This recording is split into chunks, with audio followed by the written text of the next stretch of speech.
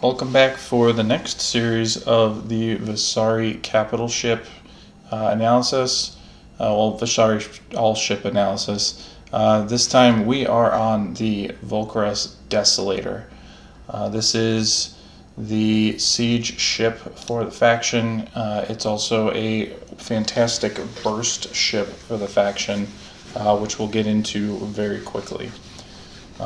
So level 1, when this comes out, it costs 2 Tauronite and 1 Anvar to build it for 1680 metal, 1320 total crystal, which is the same against all capital ships, but 2 Tauronite and 1 Anvar to build it. Shield points, it starts with 1620 and then ramps up to 2760 at level 10, so 127 per level. Armor points starts with 1180 and then ramps up to 2010 or plus 92 per level with no upgrades.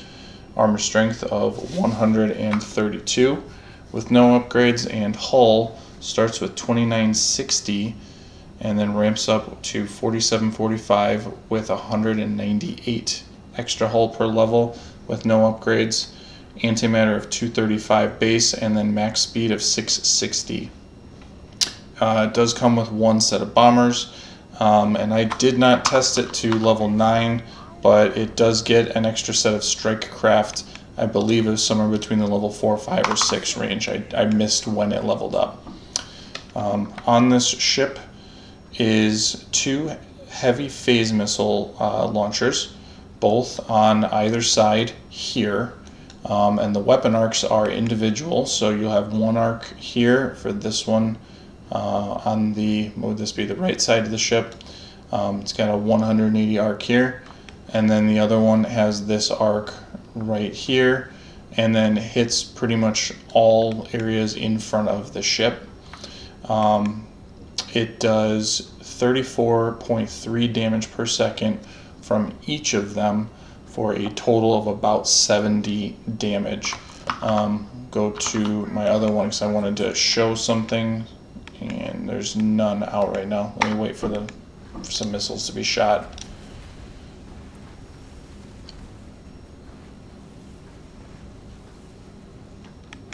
I apologize for this, really wanted to show this. So here are your missile volleys.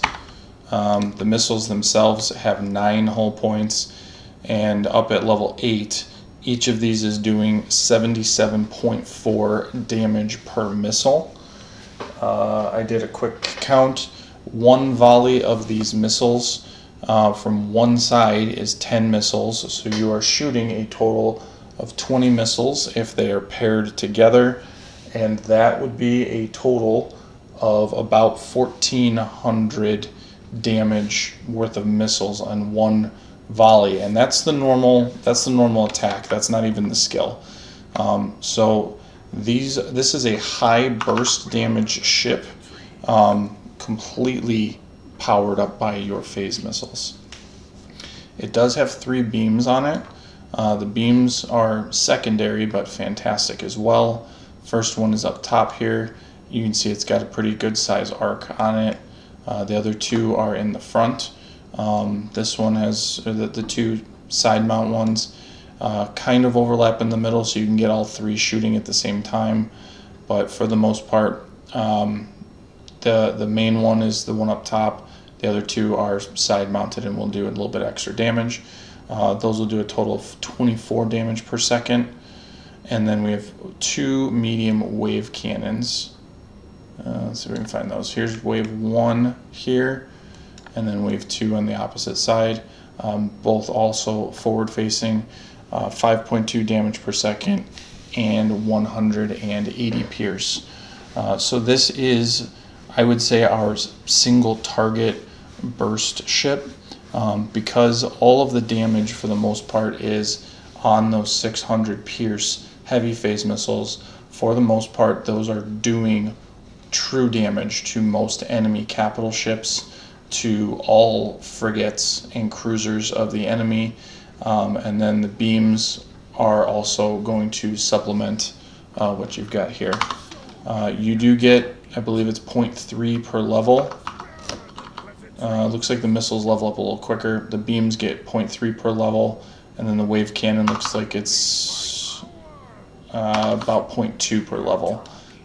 So again, your missiles are where your damage comes from on this ship. The next one, the first skill we will look at is the Phase Missile Swarm. This particular one is level 1 is a 30-second cooldown, level 2 is a 24-second cooldown, and level 3 is an 18-second cooldown. Range is the same at 6,600 across the board, which is very slightly higher than your auto attack range. Each missile that comes out does 60 damage, and there's no way to improve the damage on it, and you shoot 20 missiles. They come out with the same hull as the auto attack missiles, but the damage, instead of reading 77.4, in this case it will read 60. So you are shooting out a significant amount of damage. It is the same damage at every level. The total, let's see what that would be, 60 times 20 would be 1,200 damage each time with 600 pierce. As I said, there's no way to upgrade the damage. All you upgrade with the levels is cooldown and antimatter cost. Antimatter goes from 90 to 75 to 60, and then cooldown from 30 to 24 to 18. So this, I would say, is still our bread and butter on this ship. Like I said, it is a high burst ship. It will surprise enemies every single time that they get hit by the volley and the phase missile swarm at the same time. You can do almost an entire enemy shield bank in one volley, and then you've got cooldown where this is back up every 30 seconds. The phase missiles, I don't know what the cooldown is on it, but you've got, in this case, 43 damage a second, or even in the base case you have 34.3 damage per second times 2. So you're doing some significant damage very quickly no matter what you're shooting at with this ship. They all have 9 health per missile, so even if the enemy has some decent point defense, it's going to take a while for them to clear your missiles out of the air. They're not going to get all of them, especially if you pair phase missile with the volley of your ship. One thing to note is that if you do leave it on autocast, what tends to happen with this ship is if you have the main volley being shot off from the phase missile banks, and then you shoot this at the end, chances are something's going to die before the phase missile swarm will actually hit its target. Early game, I would recommend that you leave this off autocast and you manually cast it on something that's full HP. You can almost completely kill a Javelin with one volley of these, with a little bit of extra damage. You definitely kill a Cobalt, you definitely kill the Garda, and you almost kill the Siege Frigate with just the skill on the phase missile swarm. So it's quite a good early, I'd call it a planet taking skill, and one of the reasons why this ship gets picked up early game to help clear gravity wells. The second skill is the Deploy Siege platform. I left the level off here so we could see what it gets. So going from level 2 to level 3. So first off, it is a 60-second cooldown across the board. It is a 1500 range to place it across the board. It looks like I can't do it, or it's a very short range. Where is it? Oh, it's right here. So it's very short range to place it. You can place it pretty quickly in the heat of the battle. I think you can kind of place it in any direction as long as you're in the front half of the ship and inside the range of the circle there. The shield points and hull points go up with each level. I don't know what the base is for max hull and max shield, but it looks like these are bonuses on top of it. And then planet bombing damage goes up by 0, 20%, and 40%. And then reload, it goes from 0 to -15 and -30%. So the stats on it, I don't have one placed, and I think I need a gravity well to place it. Can I place one? I can. All right, so level 3, we've got 590 shield, 320 armor, and then 1,165 hull points. So not terribly far off of a skirmisher, maybe a little bit extra hull points from a skirmisher, and it does 5 damage per bombardment. I will quickly look at this one, place that one out. This one does, level 1 does 3 damage per second. It does get an upgrade with the increase in planet bombing range. It doesn't say, oh, and then the last thing, it lasts for 90 seconds. I don't know if it's in here. Yes, it is. It lasts for 90 seconds. Antimatter is the same at all levels. You just get a little bit of extra bombing damage with each level, and a little bit tankier. A lot more hull. As I said, it does get an increase in the range, does a significant amount of damage, and will definitely speed up how quickly you can bomb a planet with your Desolator. The third skill is the Assault Specialization. It increases the payloads in your phase missiles when attacking orbital structures, allowing it to deal extra damage when attacking them, and then additionally the planet bombing is enhanced. So I do have this level, does level 2, does 9.3 damage per second bombarding, and the other one does 5. So it'll increase your reload speed. So bonus damage on all phase missiles that hit structures is 24, 48, and 72 damage. And then planet bombing reload is 24%, 48%, and 72% reload speed. So you'll be able to just bomb quicker with this ship as well. And then also you'll clear turrets, you'll clear structures very quickly with these. We already talked about how much damage we get in our phase missile swarm, and then the missiles that come out of this ship. I believe I said it was right somewhere between 14 and 1,500 damage or so, and then this increases that damage by 24, 48, and 72% bonus damage. So you can almost one-shot some turrets with this, especially with the swarm, and it'll clear structures very rapidly.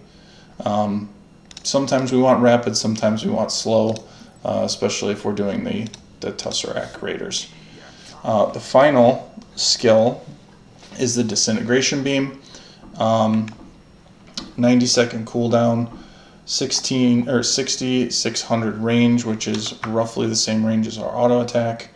Antimatter cost of 240, and it fires a beam at a target, dealing a percentage of max shields and damage. If the shields are breached, a larger percentage of the target's max hull is dealt instead. So for the duration of 5 seconds, you're either doing 6% shield damage per second, or you're doing 12% hull or armor damage per second. Now, as I understand it, I believe it is true damage. I do not believe that there is any reduction done with that. So ideally, what you're doing is you are not auto casting it. You are manually casting this, and you are looking for the biggest target that has had the shield broken on it. So you can do 60% of the enemy hull or armor in damage, preferably in hull, because ships have so much hull. In that case, in the case of doing something like this would be about 2,000 damage of hull, or it would be 900 armor, and if I looked at it correctly, 6 times 5, 30%. So, or it can do 750 shield damage. So, as has been said in some other videos I've seen, you do want to kind of save this ship once you hit it to level 6. Disintegration Beam is your Titan killing skill. As we can see here, Titans have a significant amount of armor, a significant amount of health. You do want to wait until the shield is gone and then use multiple disintegration beams on one Titan and just nuke it from either full armor or full hull, and just completely get rid of the Titan quickly with this ship. So very high damage, very single target focused damage, and very, I would say, glass cannon. As you can see here, there are no survival skills here, and at 660 max speed, it is not our slowest capital ship, but it is definitely not fast when trying to run away from enemy frigates or cruisers or bombers. Alright, so again, high damage. So here's what we'll focus on. Nano Catalyzer Swarm, I like this early game because we already kind of talked about how much antimatter this costs. It costs 90 early game. Early game, you only have 235 antimatter. You can get 2 of these off, and then the third one is going to be dicey whether or not you'll have the third one ready to go by the time the regen is off. So you will run out of antimatter extremely quickly on this one. So getting the Nano Catalyzer Swarm early is a great idea. Nano Repair Swarm, again, you do kind of want these early. It will help with clearing the neutral planets to capture them for yourself.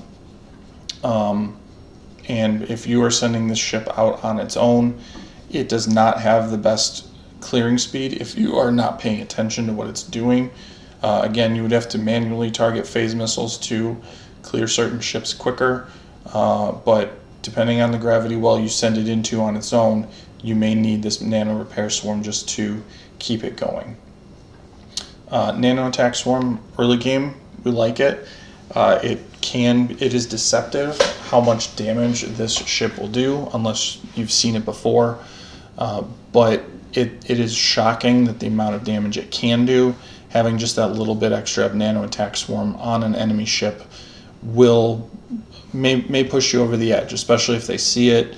They start running as soon as they see it, and even if you get a full regular auto attack volley off as well as a phase missile swarm and the Nano Attack Swarm, there's a good chance that you've taken them into armor, and depending on where they started at, you may have them into hull already just with that. So early game Nano Attack Swarm, I think, is a good thing to have. Beam Modulator. Beams are, I would still say, are good weapons for us. They are only on capital ships. We can really only get upgrades on the Orculus or the Volrac Penetrator and the Titan. Otherwise, it's on our 4 capital ships, minus the Scarantra, I believe. So the beams, while they are good damage, maybe you get this if the enemy has a lot of flak frigates. We already looked at the health that we have on all of our phase missiles, and let's say you do time your phase missile swarm out with your regular auto attack, which may or may not always be the case. You'll have 40 missiles out with 9 health apiece, so if they're doing 360 damage of point defense before your missiles reach the target, then yeah, I would say you do want to go to the beams. It would be your next best damage that you have on this ship. Disintegration beam being the most one, but the beam modulator, if you were going full glass cannon, I do recommend picking that up. Second, the phase missile augments. We haven't really talked about this one much because this is the only ship I recommend getting it on. The passive bonus of the phase missile damage is 12, and then for 50% uptime, you get an active, which allows a 24% bonus bypass shield chance. As I understand it, you do have a regular 30% bypass chance, and you would basically go from 30 up to 54% bypass. Depending on what you're fighting against, sometimes the shield bypass doesn't really matter that much, especially if you're fighting an advent. You're still going to have to burn the shields for the most part before you can with the rest of your ships before you can take it down anyway. So I think it's good. I don't know the exact mechanics on how much damage it does once it's through the shield. I don't know if you get bonus like true damage to the armor, or you get a reduction in armor strength while you're shooting it. But I would say just for the 12% bonus damage that you get here, this would be the only capital ship that we would potentially be getting this on, with the only thing remaining possibly being the Titan. And we've already talked about the wave modulator. This is not, there's two of these capital ships have the heavy wave this is the heavy wave cannon on the Devastator. And then I think these are the two lights. Nope, these are the two mediums. So we do have a medium on here. We have two of them. It is low damage of 5.2 at 180 pierce. If the enemy fleet has a lot of frigates or vulnerable cruisers, basically just not the heavy cruiser, and you think you need these because the missiles are either getting shot down or they're too single target focused, I don't know, I'm slightly changing my tune on it that maybe you do want it, but for the most part, if it's going to go anywhere, the wave would go on here, and maybe you're killing illuminators or something like that. And you just need that extra reload speed. I don't think it belongs on the Desolator. I think it needs to go on the Devastator, if anything. Phase Attenuated Shield. I've talked about this one at length. Because it doesn't cost an exotic, sometimes we put this on everything just because we've got extra money. And then against other Vasari, you would use the active, and then hopefully the phase missiles leave you alone for that full minute. When you have too many of these, it becomes tedious, and like I said, if it's auto cast, it'll activate at the first damage and not at the first phase missile interaction. But against Vasaris, mandatory. Against others, you get it because you need the shield. You want the shield regen, maybe, because you've got other resources but not exotics. You just grab it because it's not exotic costing. Self-repair armor, always good, always used in, I would say, in tier 2, just because it'll keep you alive that much longer, especially if you have an extra Endurium laying around. Then get it on here. It makes your ship that much more tanky, keeps the armor flowing, uses the active cooldown to keep you alive. Bomber armor, don't get it. Gravity stabilizer, if you are swimming in Kalinide, maybe you do pick this up at Empire 3. I don't usually get to Empire 3, so this one would be one where I would say doesn't really help us that much. Resonance amplifier, again, I don't like it. Not really all that important. And then antimatter recharger. This might be probably one of the three that I actually would say getting both the antimatter recharger and the nano catalyzer swarm. I did take a note looking at my level 8 here. I was level 7 when I went into certain gravity wells, and you will see that the antimatter is at 410 here, whereas the base one is 235. I'm not going to try and do the math ad hoc here, but basically you do get an increase in antimatter restoration as you level up, and I think it looks like it's a 10th per level, which is always going to be good. What I did learn is that having level 2 phase missile swarm, which is 75 antimatter, with the regen that you have going on, is I was able to cast 9 phase missile swarms before I hit an antimatter issue. And that's just because of the maximum antimatter you have, as well as the regen that goes on, is you can cast 9 in a row on cooldown at 24 seconds. And I did have one level of phase resonance active, which is just this 12% one, just because I was testing it and seeing what it did. I was able to cast a 9 before I actually hit an antimatter wall, and that was with no additional regen.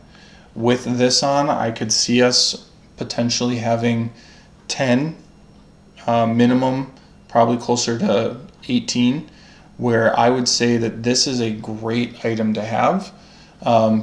If you have a Kalinite lying around and you've gotten to Empire 3, you'll have gotten the extra 12% here, the extra 24% there, and then the 96 here. So there's a potential that you could just keep blasting with phase missile swarms over and over if you're sitting at that point.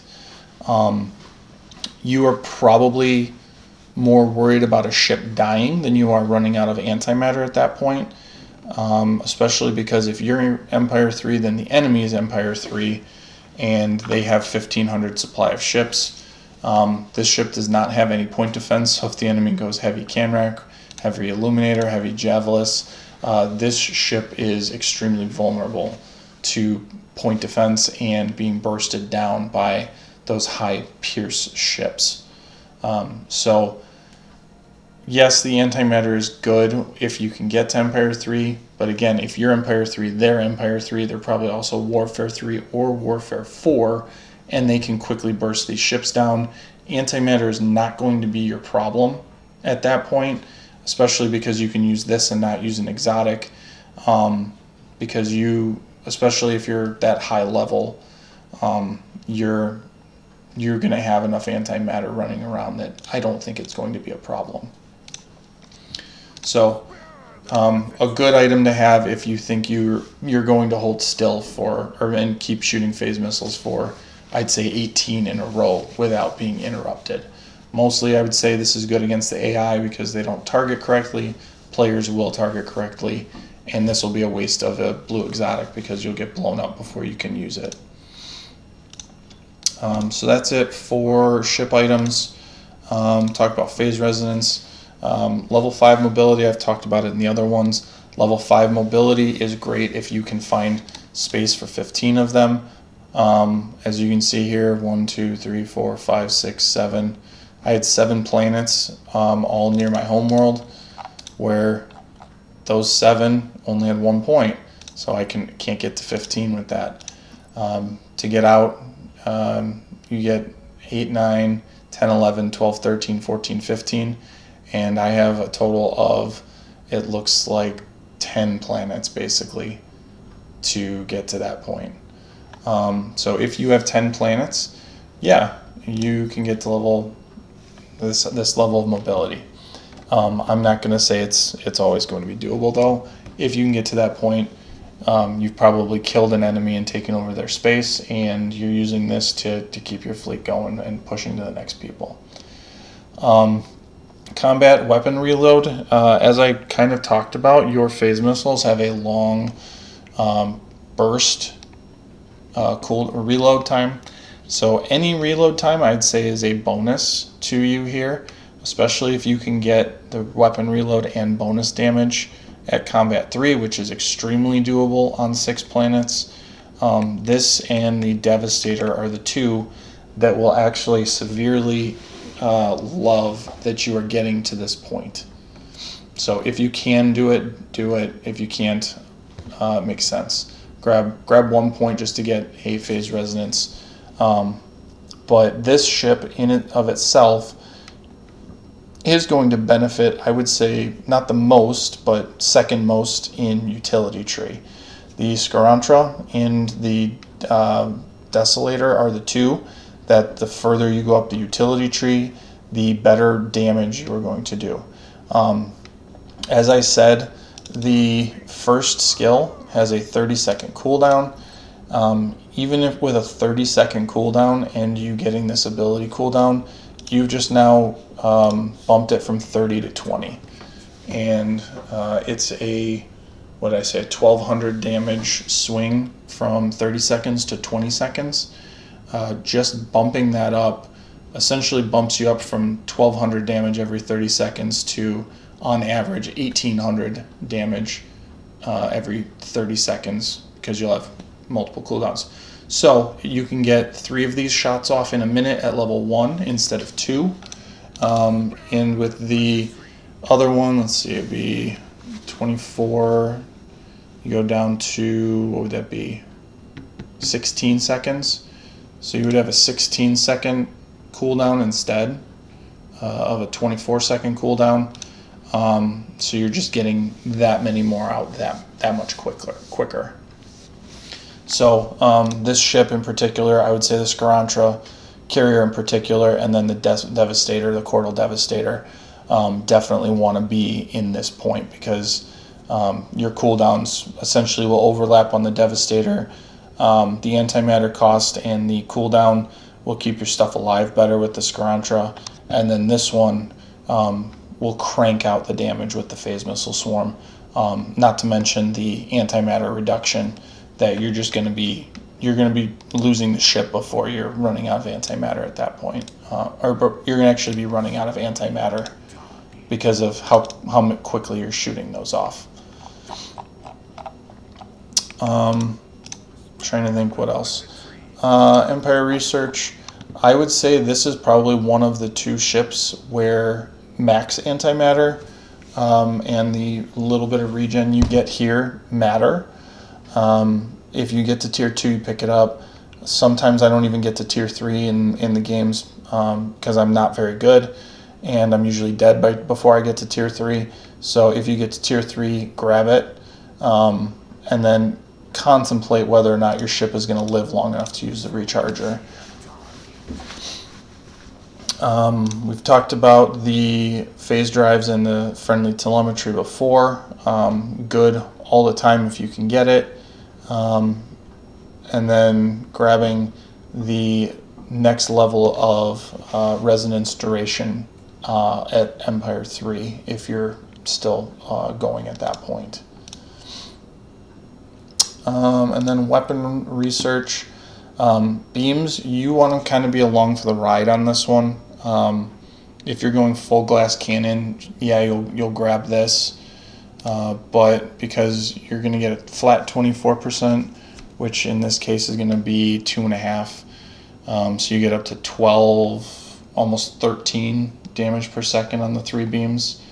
And then let's say you did have that 75%, so you're going from 10 to 17 damage per second times 3, be 51 damage per second on your beams. So still doesn't beat your phase missiles, but the beams are a nice single target burst. Maybe it'll help you kill some tankier ships quicker. We don't have anything that levels up from the rapid pulse cycling. The wave, I already talked about it. You're not getting the waves for this ship. The only reason you'd even be in wave amplification is if you're going oppressors on tier 3, and anything after that is really just for the Devastator clearing cruisers and frigates. But we don't touch any phase missile bonuses until we get to Warfare 3. We definitely want to get the phase missile damage. We get 12% on the damage here. That would basically push us up to 90 damage per shot. It does not give us a bonus on the phase missile swarm, but we still want to get it just because the missiles are what's doing a lot of our damage in the late game, even if the enemy has a lot of flak. We talked about the phase missile augments. This is where we pick it up. I don't think it costs a exotic to research it, but it definitely costs the Taurinite to put it on your ship. And if you find yourself getting into tier 4 and tier 5, tier 4 you get an extra 12% on this base one here, which basically bumps you up to 100 damage a missile. Bumping it up here again from 12 to 24, and then doubling the phase bypass from 24 to 48, which with that active uptime, you have an 80% shield bypass with this upgrade. If you get into tier 5, yes, this was also going to be good from 24 to 36. And then we get some even more bypass up here which would get you to 100% if you stack this phase missile predictor with the phase missile augment upgrade. Again, by then you're going to be doing about 100 and I'm going to say that these missiles themselves are going to be doing about 130 damage apiece. Times 10 per side is 1300, and then times 2 volleys you're doing 2600 damage with full shield bypass basically. So if you're at that stage, you're probably going to have a significant number of Desolators in your fleet. Not as many as the Cortal Devastator, but you'll still have a good number of these in your fleets by that time. Defense, we've already talked about. All defense is good when you can afford it.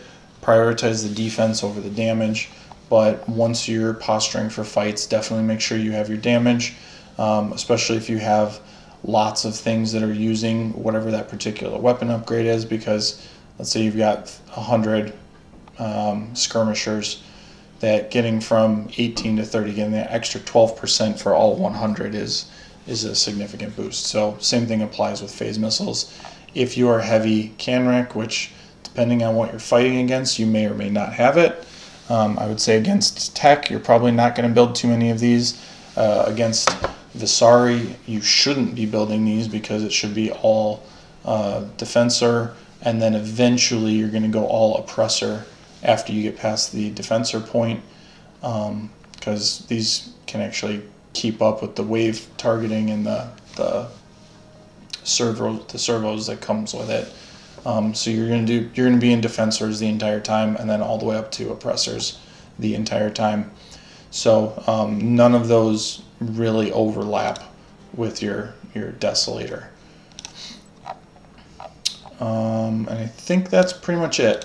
As far as starting the game, you can start with the Desolator pretty easily as your second capital ship. So you start with your Evacuator. I think that's our slowest at 600. Yeah, these two are slow too. So these are our middling two for speeds. These ones will actually be in the fights. This will be in the back. This will be on the side and being ready to stun. And then the Evacuator's trying to drop subspace rupture for some AoE damage. So you start Evacuator, you grab the Desolator second.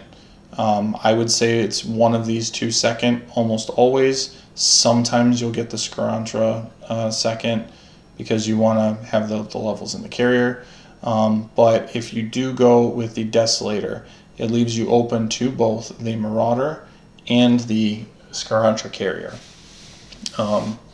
Personally, my opinion is that if I'm ever going Desolator, is I always go the carrier second. You don't have survivability built in here. You need any point defense that comes with this one, which is the 6 of them.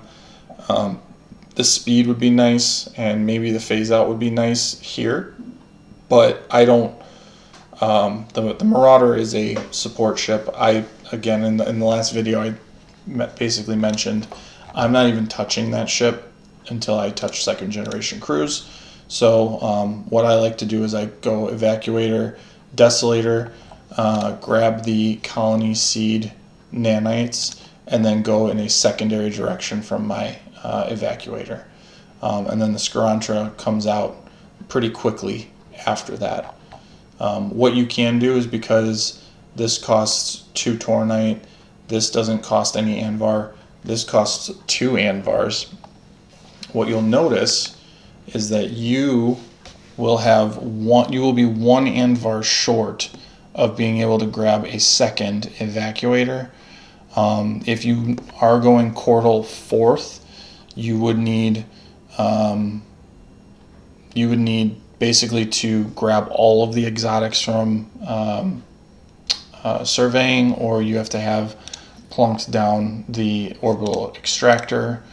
And then with the Marauder, you would need 1 blue and 1 white if you went 1, 2, 3, and then 4. So you're a little bit closer to this one. You need all of these again. You need 2 Tornites and 1 Endurium just to get this up if this is going to be your 4th capital ship. So I do like to go Evacuator first, Desolator second, and Scarantra third. And then after that, I do want to get the exotics to then pump out probably 3 or 4 of these in a row. Is usually what I like to build. So this ship, like I said, it can clear extremely quickly with Phase Missile Swarm. You need to be very careful while you're doing it, that if you are going one way with your egg and one way with your Desolator, it has no point defense. If you get into a gravity well where there are a lot of Javelis, it will eat every single missile that gets shot at you. There's no way around it. You could try and counter that by building a, where is it? You could try and get a migrator, but the pulse gun is not a point defense. So your choices are to grab either the colonizer, or what I like to do is the colony seed nanites, and grab a couple of survey, what are they called? Why am I blanking what they're called? Derelicts. Grab at least 1 derelict, if not 2, with this ship. Levels are important on it. Usually what the level sequence is you're grabbing the first level of Phase Missile Swarm. You're probably grabbing the second level of Assault Specialization, just because deploying Siege Platform, you need to be in a situation where you're bombing. This helps with the bombing on your ship in particular. Deploy Siege Platform really only helps by dropping it into the system. So usually it's Phase Missiles, Assault Spec, Phase Missile again, mostly because you want the antimatter reduction and the cooldown. Then you're going into Siege Platforms, and then a 3rd point in Phase Missiles. So at level 5, you've got 3 points in Phase Missiles, and then 1 in each Assault Specialization and Deploy Siege. Definitely grabbing Disintegration Beam at 6, and kind of what was said in another video by another streamer, once you get that Disintegration Beam, this ship kind of stops seeing combat by itself. You can go and get more Desolators, because maybe you do want those Phase Missile Swarms, but once the one that you get does reach 6, and actually any of those extra ones, if those start to reach 6 as well, you need to start preparing for Titans, and you need to kind of hide them in your backlines, probably a couple planets away from anywhere where action is. And especially if a fight breaks out, this should be the first ship that is running away, especially if it's level 6. Anything before level 6, maybe level 5, you start to freak out, kind of protect it like a Marza, or would for the tech, or protect it a little bit like, I don't even know what Advent would start to protect at that point, maybe a Radiance for the Brilliance Array beam or whatever. You start to protect that ship, because chances are you're not getting it to 6 again. But having multiple ones of these in your fleet is great, especially if the enemies have a lot of star bases, which is usually only against the AI. You will chew through star bases quite quickly with Assault Specialization, and any planetary turret arrays very quickly get chewed up to the point where 1 shot here and then 1 Phase Missile Swarm will kill most turrets by itself. And then any extras are going to help you out there. So by early game, usually have 1 of these. By mid game, maybe 2. Probably about the 45-minute mark is hopefully you have 2 of these. And then after that, let's say you're hitting max fleet supply, you probably have 4 or 5 of them. Because Phase Missile Swarm is still going to be as effective on a Titan. You can still do a healthy amount of burst damage to a Titan with this ship, even if you don't have Disintegration Beam, and maybe you are using the Phase Missile Swarms to chew the shield down so that you can start using Disintegration Beams on that particular ship. So usually somewhere between 5 and 10 of these by endgame, probably third in quantity behind the Devastator and the Scarantra carriers. So very good ship.